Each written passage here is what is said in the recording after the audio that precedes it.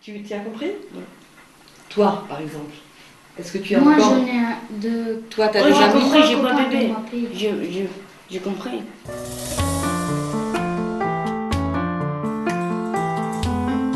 Comment communiquer Communiquer.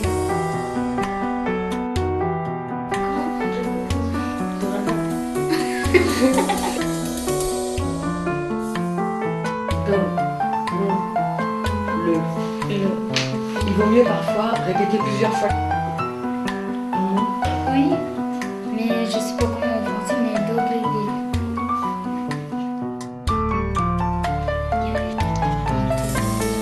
T'as déconcentre là, vas-y, concentre tous. Donc c'est interrompu. Vas-y, prends-le quand même.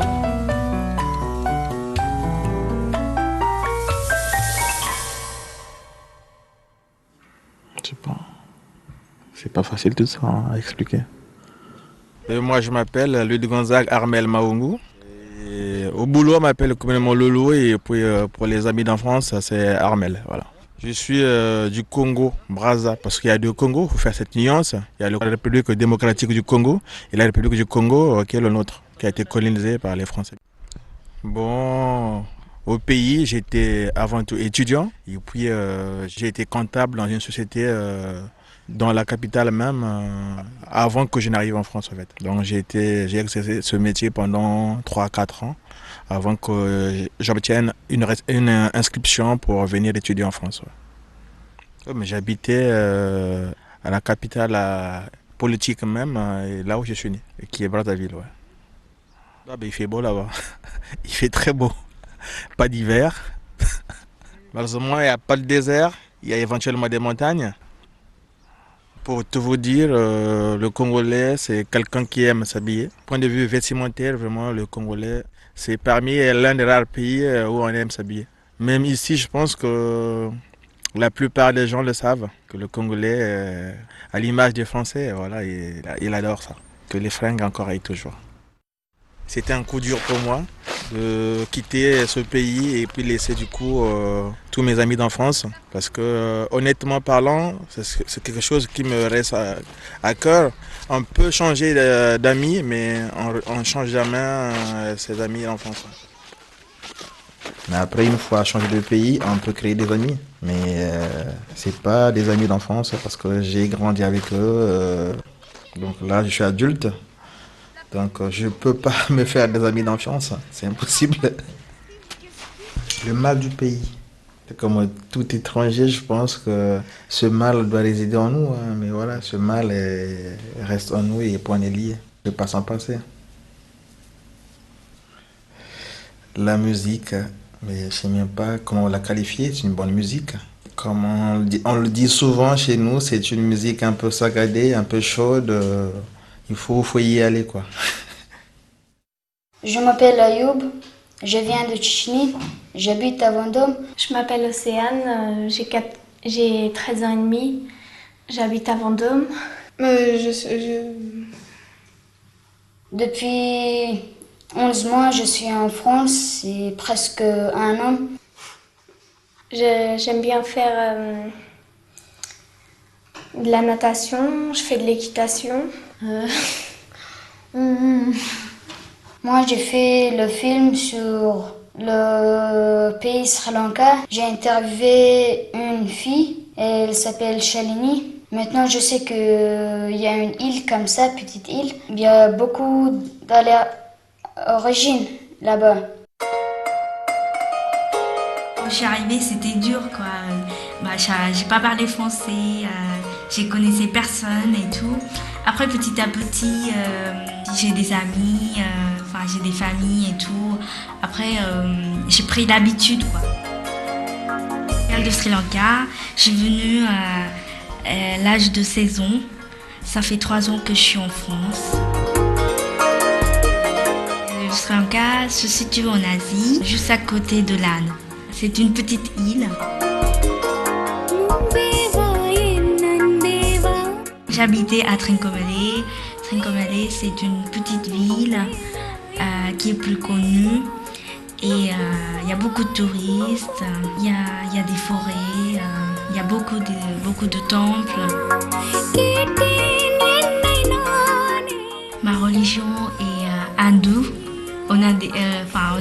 plusieurs dieux comme Krishna, Shiva, Ganesh. En hindou, nous on mange pas du porc, du bœuf, donc on mange que du poulet. Donc le riz avec du poulet, du curry de poulet, plus un végétal, un truc comme ça. On s'habille traditionnellement le sari, le churidar. Nous on parle le tamoul. Le deuxième langue c'est anglais. Les Sri Lankais, on n'a pas spécialement des musiques tamoul, donc on écoute les musiques indiennes. Il y a des écoles, on a des uniformes, sinon on a des cours normales. À partir de 10 ans, on apprend anglais. C'est la langue officielle. Ce qui m'a plus frappé quand je suis venue en France, c'est la langue, parce que je connaissais pas du tout français, donc ça m'a trop choquée. Et les immeubles, parce que moi j'ai habité dans une maison, là je me trouvais avec des appartements. Je me sentais seule. Pour garder le contact avec ma famille, on écrit des lettres, on parle sur MSN, on envoie des photos. Quand on fait des fêtes et tout, j'ai envie d'être sri-lankaise, mais à la fois j'ai envie d'être française. Quand je suis à l'école, j'ai envie d'être française.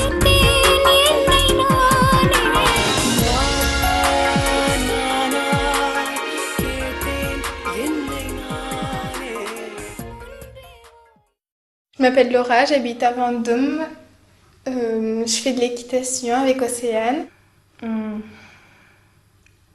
Je m'appelle Granit, j'ai 16 ans, j'habite à Vendôme, j'habite au Roth, je viens de Kosovo. Depuis un an que je suis arrivé en France.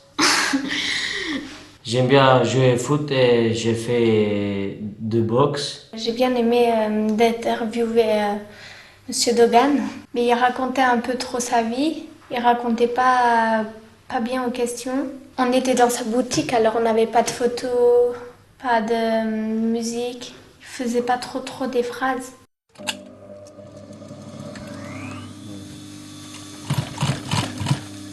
Nasılsın, iyi misin? Comment allez-vous?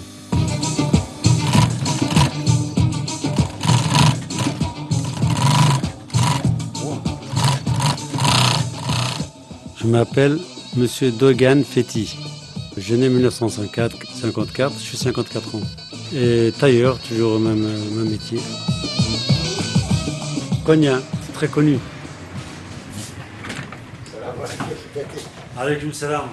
Son nom de famille, c'est Konya aussi.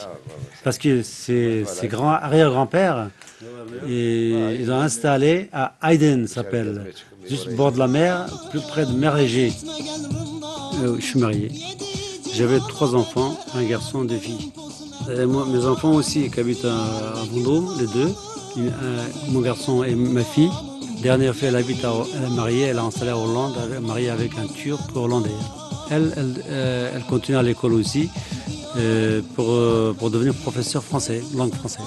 Et en Allemagne, j'ai une sœur aussi. Et j'ai pas mal de familles en Europe.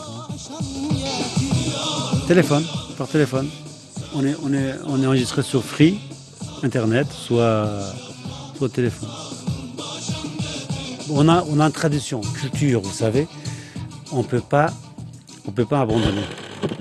J'ai un truc là, mais pas trop, ça marche pas trop bien, mais je vais vous faire écouter un petit peu.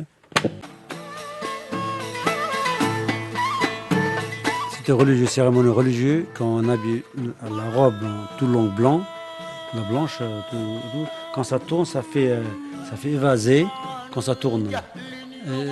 C'était derviche tourneur. Bon, maintenant c'est un peu touristique. À l'époque, c'était derviche, c'était les hommes religieux qu'ils ont réunis entre eux dans une école pour prier à Dieu, pour diriger les populations aussi à l'époque. C'était naissance c'est 1223, je crois, qu'il est arrivé en Konya. Il était en Afghanistan à l'époque. c'est une origine de turc, vous savez, d'afghan.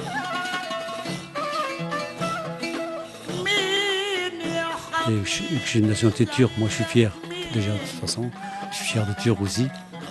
Nos enfants, nos petits-enfants sont là, parce que là on peut pas, pour nous c'est fini la Turquie. Normalement c'est pas fini, mais on a toujours un racine, on ne peut pas quitter. Mes enfants sont français, bon, moi je suis toujours turc, toujours turc.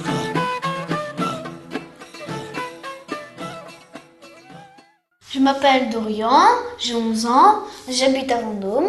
J'aime bien faire du tennis. Cette semaine, on a travaillé sur le film. On a été interroger des personnes. Et on est parti demander des personnes pour leur pays. On a pris le son, on a travaillé sur les images, sur la musique. On les a mis sur ordinateur. On a coupé ce qui allait pas. On a tout recollé. Mais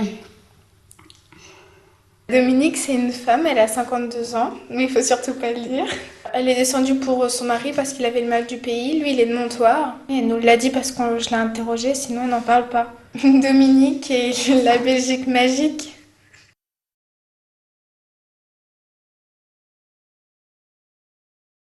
Comment dit-on bonjour? Moi, je dis bonjour.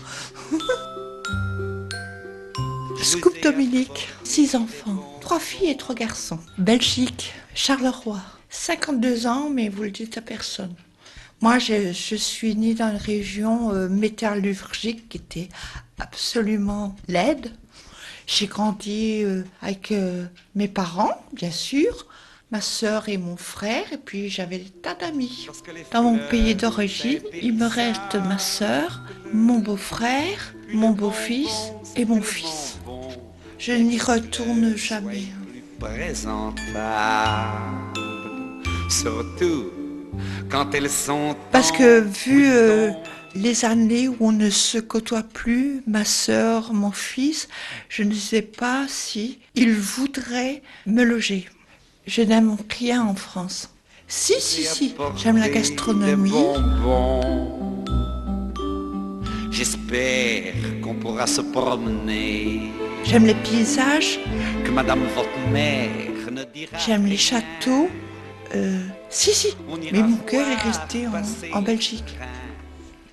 Mais oui, bien sûr, on chante. On ne s'ennuie pas. Petit papa Noël. Je suis arrivée en France avec une auto, une camionnette et une remorque. Le chien, le chat, les enfants, tous les meubles. On y a passé pratiquement 24 heures, c'était infernal. Ben oui, il pleuvait. Quel beau dimanche, allez, pour la saison. J'avais 40 ans quand j'ai changé de pays. Je l'ai fait pour mon mari qui avait le mal de pied. Lui, il était de Montoire. Mais ça m'a coûté beaucoup. Et puis je suis venue, mais comme je dis tout le temps, quand c'est une jeune pousse, un jeune arbre, il reprend vite. Mais quand on a 40 ans, on a un arbre quand même plus... Et puis ça repousse pas si vite. Et j'ai fait une grave dépression à cause de ça. De vous voir pendu à mon bras. Les gens me regardent. Parce que j'y ai laissé mon papa, j'y ai laissé ma maman, j'y ai laissé ma famille. Mais je n'en parle pas beaucoup.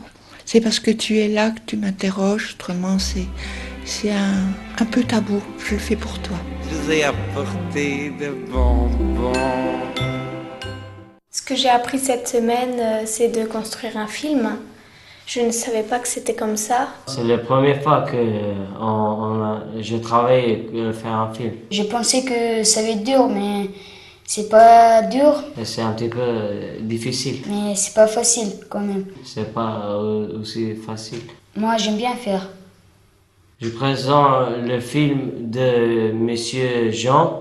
Il explique comment c'est la culture, comment il s'habille. C'est la souffrance au Congo, que les enfants ne savent pas manger et ils dorment dans la rue. Et il y a aussi d'autres choses. Le nom de son, il est tout petit parce qu'elle, c'est assistant.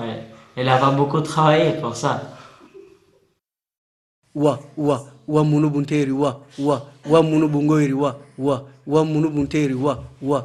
Cela veut dire, je dis à ma fille et à mon bébé, entends ce que je dis, entends ce que je vais. Elle pleure et je les calme. C'est pas à Lingala, mais c'est en ma langue maternelle. Le Congo est un pays où il y a, je peux dire, 230 dialectes. Ndengenini, bonjour. Ndengenini, ça dit comment ça va. Ndengenini. Le patron de la ville-province de Kinshasa. Je viens de la République démocratique du Congo, qui était avant la République d'Isaïr. C'est un climat tropical, il fait très chaud là-bas, il fait très chaud parce que l'Équateur, on a la province de l'Équateur où l'Équateur est passé par là. On est habitué à ça parce qu'on est né dans le soleil. Je m'appelle Jean, j'ai 37 ans. Je suis marié, j'ai 3 enfants. J'ai trois filles. Ma fille aînée, elle a 9 ans, la deuxième, elle a 5 ans, et j'ai un tout petit bébé de 2 mois et demi. Toute ma famille est restée à Kinshasa, ainsi que la famille de mon épouse.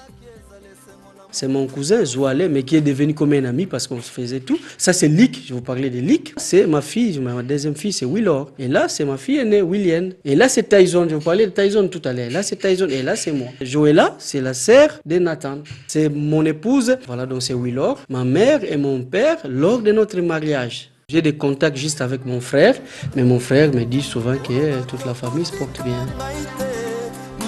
Bon, vous voyez qu'on a notre culture à nous. Une culture à part que celle qu'on trouve ici en France. Je suis contraint d'apprendre la culture française, mais je dois apprendre et je ne peux pas non plus oublier mes racines, ma culture, je ne peux pas les oublier. Et je continuerai à enseigner à mes filles comment moi j'ai été élevé par mes parents. Vous suivez cette ligne, mais n'oubliez pas aussi la culture française, parce qu'elle, souvent, elle me ramène la culture française, qu'elle prenne à l'école, tout ça. Comme chez nous, pour éduquer l'enfant, c'est pas que mon enfant que je dois éduquer. Mais ici, je m'étais envoyé un enfant faire des bêtises en cours de route. J'ai peur de lui dire que non, il faut pas faire ça. Peut-être qu'il va me dire que tu n'es pas mon père. Mais chez nous, je peux éduquer tout autre enfant que je vois en cours de route. Je les vois faire des bêtises, je dis non, tu ne fais pas ça.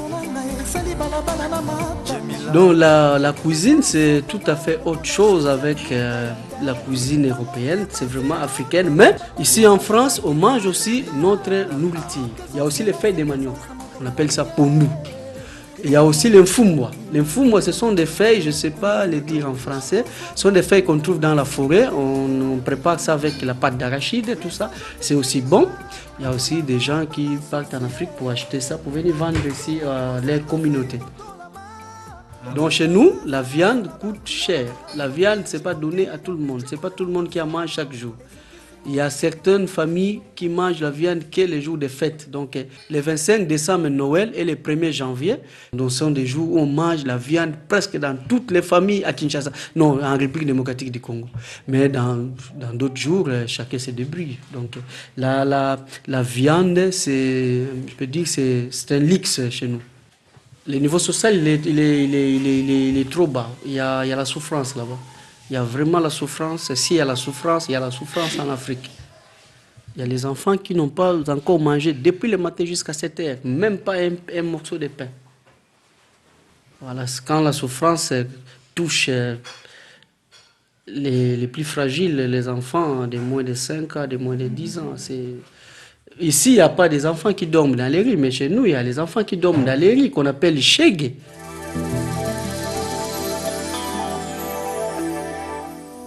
Ah, mais c'est la musique qui nous enlève les soucis dans ces pays, comme il n'y a rien de vent dans ces pays, donc c'est la musique, on écoute souvent la musique chaque jour, et c'est la musique qui nous enlève un peu de soucis.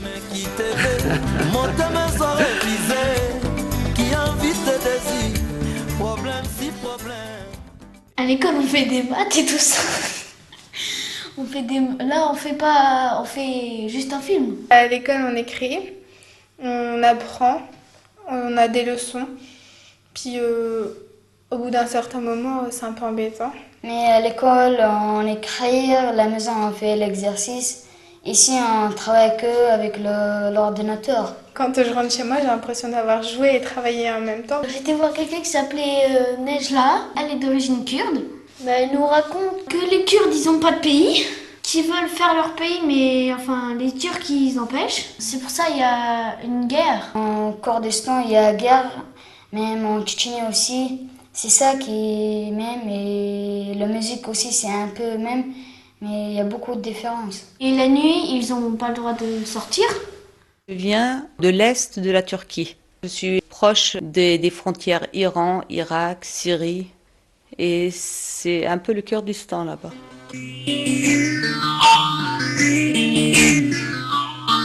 Nous, on est dans un petit village. Et c'est vraiment ancien, c'est des maisons en terre qu'on a. En terre et puis avec quelques poutres.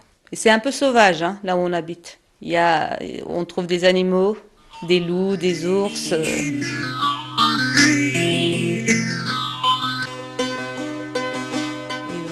On voit des endroits, c'est désert, quoi. Il n'y a même pas d'habitation, il n'y a même pas des arbres. Mais quand on arrive dans notre village, c'est le contraire. Alors là, c'est un pays sauvage, quoi. Il y a la montagne, les arbres, des fleurs, des torrents. C'est très beau. Je vous conseille d'y aller. Et vraiment, le climat, il est sec. On a beaucoup de neige l'hiver. Cuisine orientale, hein, c'est plutôt... c'est turc. C'est des trucs faits à base de légumes. C'est presque farci. Par exemple, les aubergines farcies, le chou farci. Mais on ne mange pas de porc. Les anciens vêtements sont très colorés. Surtout, il faut assister à des mariages. On chante. Mais par contre, les chansons kurdes, elles sont interdites en Turquie. On n'a pas le droit de chanter de chansons kurdes.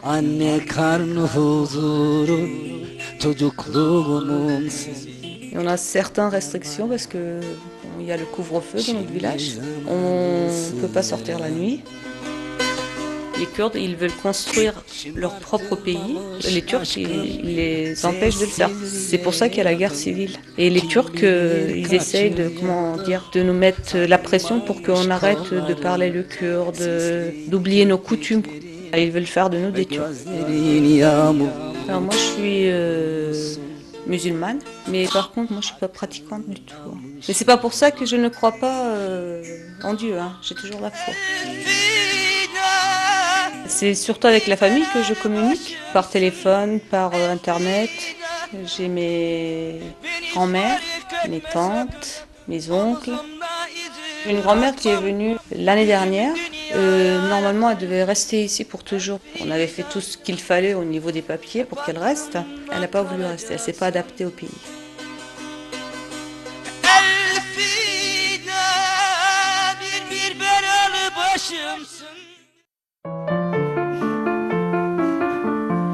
Qu'aimez-vous? Qu'est-ce que vous aimez?